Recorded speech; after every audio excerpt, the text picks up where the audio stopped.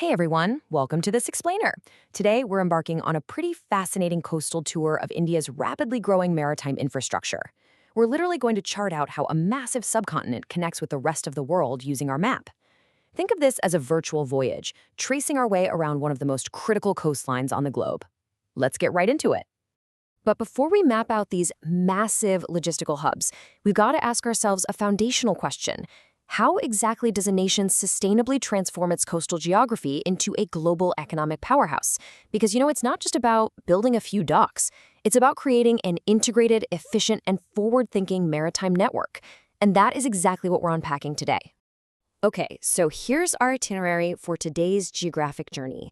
We'll map the Western Gateway, round the southern tip, take a journey up the East Coast, check out the islands and inland waters, and finally, look at the future of Indian ports.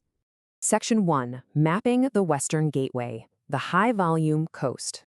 We're kicking off our journey on the western seaboard, which is absolutely the bustling epicenter of Indian maritime trade. Now, there's a massive contrast here between the two coasts. Western ports handle significantly more trade volume than eastern ones. Why is that? Well, it's sheer geography. Sitting much closer to the Middle East makes them the primary natural gateway for these massive international trade flows.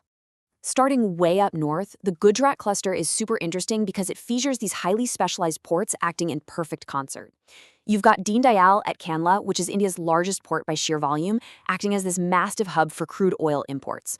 Then there's Mundra, the flagship of the Adani Group and India's largest private port. And right alongside them is Dahej, dominating the chemical sector by specializing in liquid cargo and LNG. It's literally a powerhouse trio driving the northern part of this western coast. Sailing just a bit south to Mumbai, we hit the oldest modern port in India. And amazingly, this massive commercial hub began its modern history as a royal dowry gifted to the British. I mean, it's a quirky but fascinating reminder of how centuries-old geopolitical maneuvers literally shaped the supply chains we use today. Right next door sits the Jawaharlal Nehru Port Authority, or JNPA. Now keep this number in your head, greater than 50%. JNPA single-handedly handles over half of the entire country's containerized cargo, over half. So if you recently bought an imported good, chances are very, very high it came straight through this exact gateway. Section 2. Rounding the southern tip, transshipment and trade gateways. Sailing further south down the map, the narrative totally shifts from sheer bulk container volume to strategic transshipment and really scenic, highly specialized exports.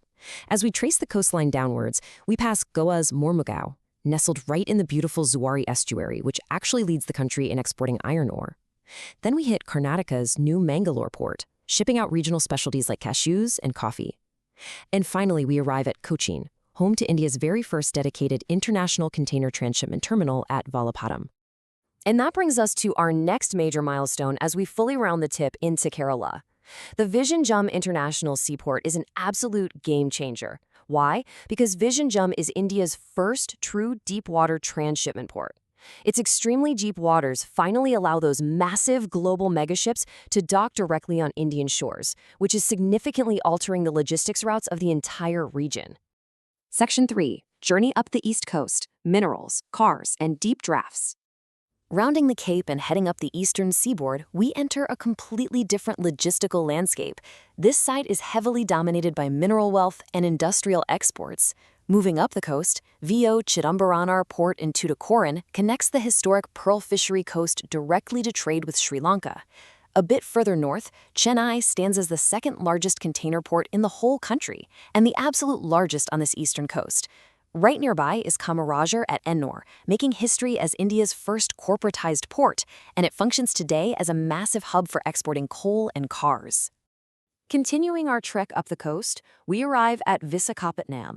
Now, what's really vital to remember about mapping geography is how nature plays a huge part in trade. Visakhapatnam is a natural landlocked harbor. And what makes it so uniquely safe is this specific hill called the Dolphin's Nose that literally shields the port from devastating cyclones. It's a perfect example of aligning vital infrastructure with natural geographic advantages. Nature just doing the heavy lifting. Moving further up into Odisha, these logistics hubs serve as the primary lifeline for India's inland mineral wealth. You have Paradip ports acting as the critical outlet for the mineral-rich states of Jharkhand and Chhattisgarh. Meanwhile, Dhamra Port provides a deep draft all-weather facility that plays a highly crucial role in the logistics of the coal industry. Section 4. Islands and inland waters, beyond the ocean coast. Now let's look at how this maritime map extends inland. The Syama Prasad Mukherjee port in Kolkata is totally unique. It's actually India's only major riverine port, situated right there on the Hooghly River. But, river ports have their limitations when it comes to size. Because Kolkata needs help handling heavy bulk cargo and those really large vessels, the Haldia dock complex was created specifically to assist it. So they work together as a pair to keep the region's trade flowing smoothly. Zooming way, way out from the mainland map entirely, we look over to the Andaman and Nicobar Islands. Port Blair provides a super crucial strategic and logistical outpost far out in the Bay of Bengal. It's so vital, in fact, that it was officially declared the 13th major port of India back in 2010. It just goes to show that India's maritime infrastructure extends way beyond its continental borders. And our final section today, the future of Indian ports. Green, massive, and modern. Let's conclude our virtual tour by zooming out to look at the macro-level timeline guiding all of these ports. Charting this evolution, we see a massive leap in scale.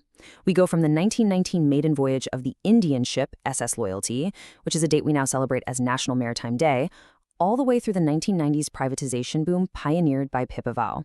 And looking ahead, we have future mega projects like Vadhavan in Maharashtra, which is literally set to become one of the top 10 largest ports in the entire world.